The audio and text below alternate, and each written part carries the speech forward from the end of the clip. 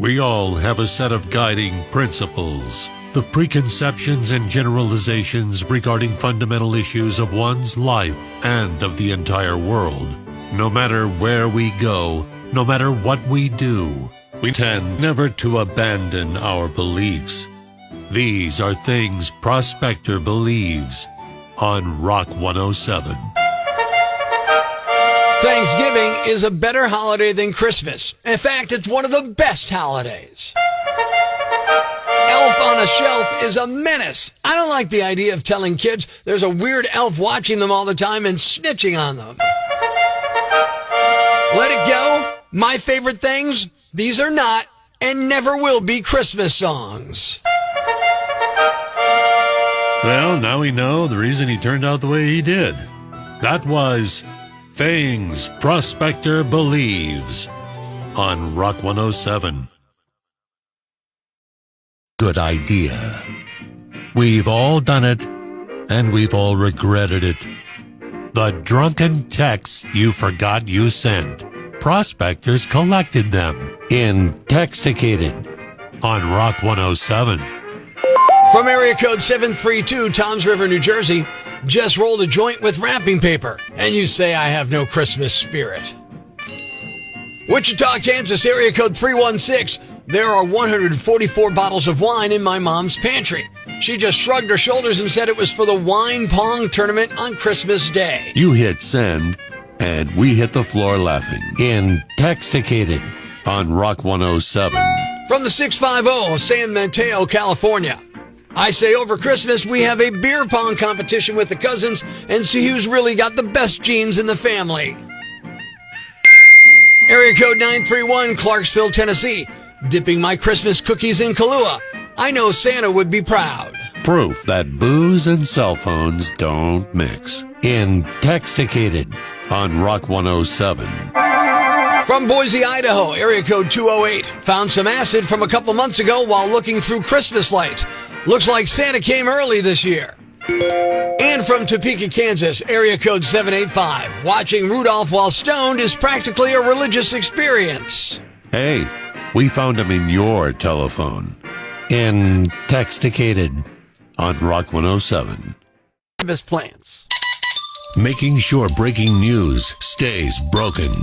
Tune in tomorrow for Prospector's Briefs on Rock 107.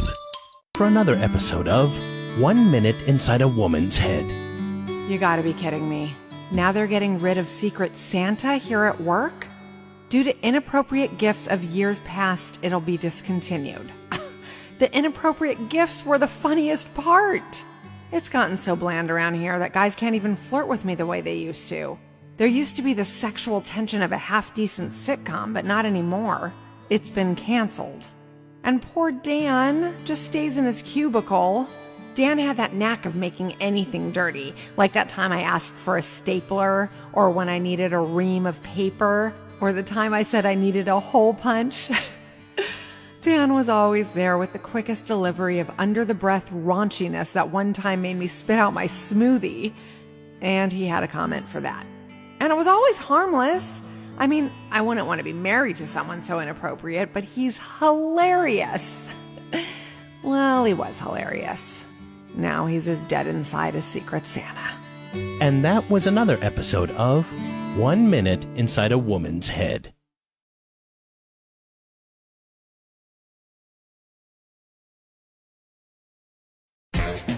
And now it's time for another episode of A Few Seconds Inside a Man's Head. No more Secret Santa at work.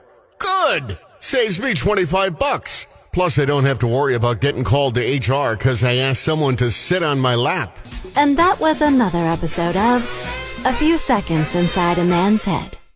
Now, there's plenty of bad news, but it's not all bad. It's time for the brighter side of Prospector on Rock 107. A town in Washington raised $2,300 to send a grocery store worker with autism to a Seattle Seahawks game. He is a huge fan and he had front row seats. Turned out it was more money than he needed for the trip, so the kid donated the rest, giving some to his local autism society and $500 to a food bank. Thanks. We needed that. The brighter side of Prospector on Rock 107.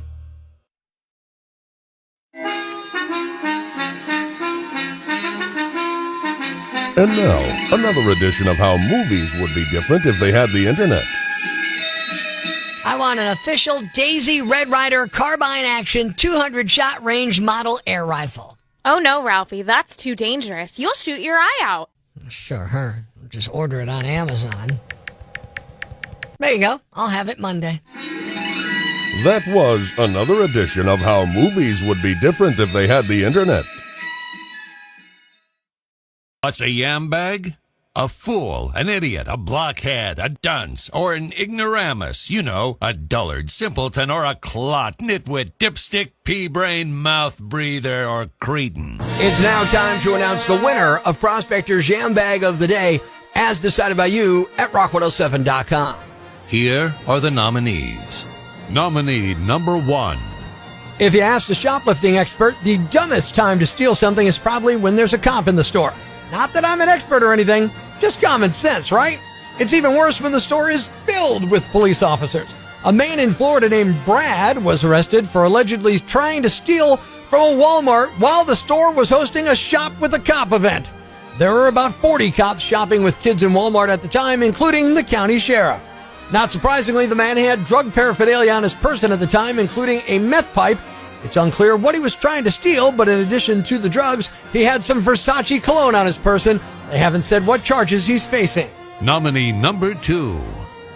This one submitted by Diane on my Twitter at Angry Prospector. Everyone wants their 15 minutes, but it might have been better to keep a low profile here. Last week, the Sheriff's Department in Rockdale County, Georgia, just east of Atlanta, posted a list of the 10 most wanted criminals they've been trying to track down. And in the comments, some idiot who wasn't on the list wrote, "How about me?" ? His name's Christopher Spaulding, and it turns out he was wanted on 2 parole violations, but didn't make the list because the charges weren't that serious. The sheriff's office replied to his comment and said, "You're correct. You have 2 warrants. We're on the way." Then they posted a shot of him in custody and thanked him for assisting in his own arrest. And the winner is... the guy who complained to cops that he didn't make their most wanted list and ended up getting arrested on his 2 outstanding warrants after calling attention to himself. You are the Yambag of the Day, and we'll move on to Friday's Yambag of the Week competition. Keep it here for all the nominees for Prospector's Yambag of the Day, weekday mornings on Rock 107. Podcast on Apple Podcasts, Google Podcasts, Spotify, Stitcher Radio, or wherever you get your podcasts so you never miss Prospector's Prime Cuts.